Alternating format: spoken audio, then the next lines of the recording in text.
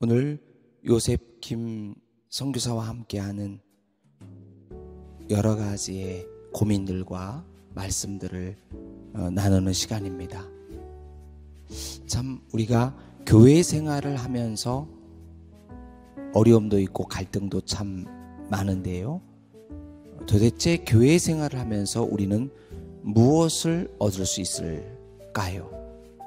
하나님께서 예수 그리스도를 보내시고 그 고난과 십자가의 죽으심으로써 우리의 죄를 사하시고 우리를 구원하시고 또 마귀를 멸하셔서 여러 가지 하나님의 사역들을 완성시키셨습니다. 또 주님은 부활하시어서 우리들에게 두 가지 유언자적인 말씀을 깊이 당부하고 하늘에 가셨는데요. 그것은 우리가 잘 아는 첫째로 성령을 받으라. 두 번째는 땅끝까지 복음의 증인이 되어라 하는 말씀이었죠. 그 성령을 받지 않고서는 영적인 어떤 일을 할 수 없다는 것을 우리에게 시사해 주셨고요.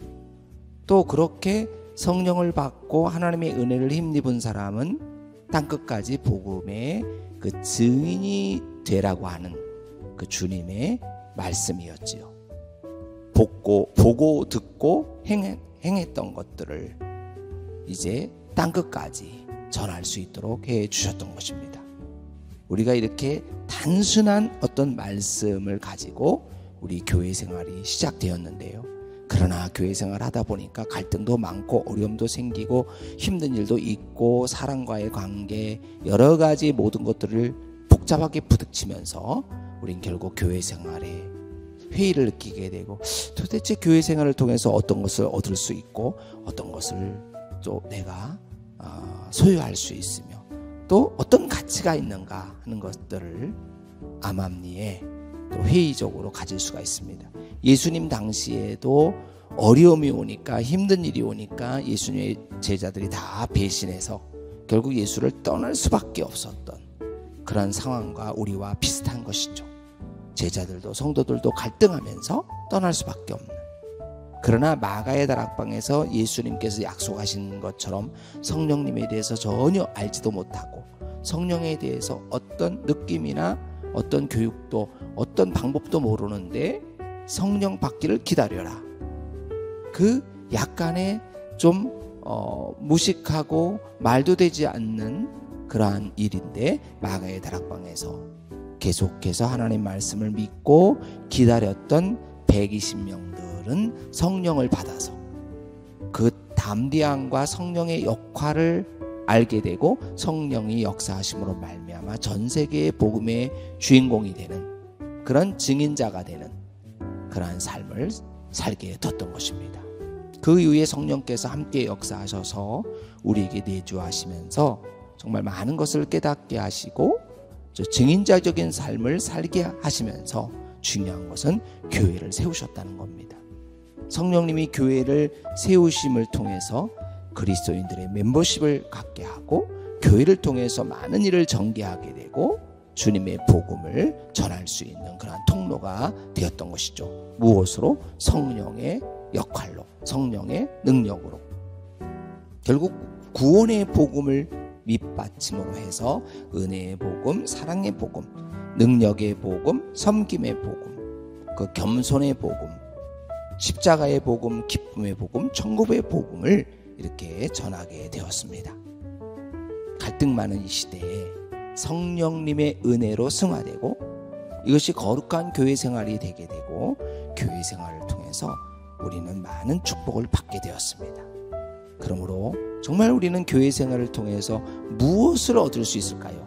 4가지 축복을 확실하게 얻을 수 있게 되는 것입니다.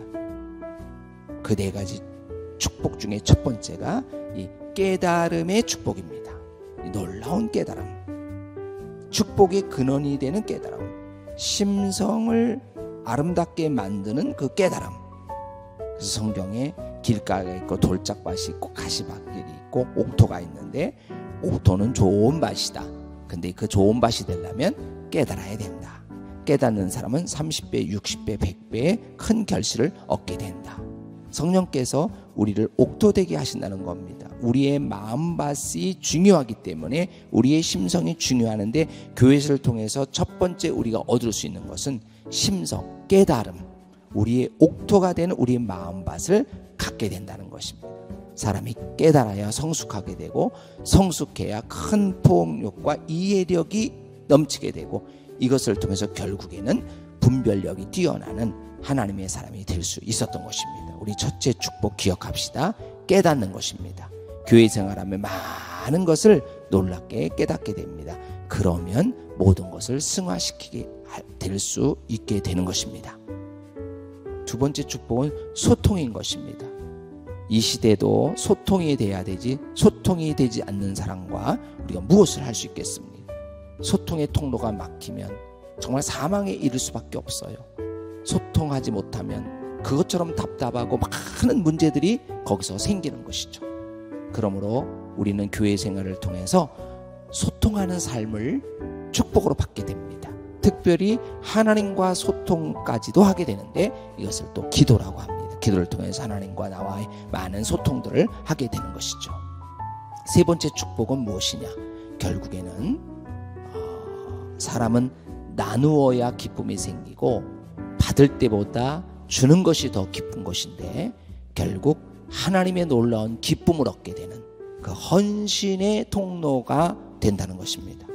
고여있는 물은 결국 썩죠. 깨끗한 물도 고여있으면 썩고 더러운 물도 흘러가면 우리가 깨끗해지는 것처럼 이 헌신의 축복을 받게 됩니다.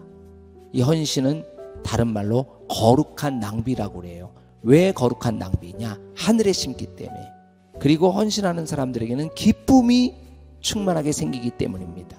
나누는 거, 베푸는 거, 또 섬기는 거, 또 하나님께 드리는 거, 이걸 헌신인데 이 헌신의 축복을 받게 되는 것입니다.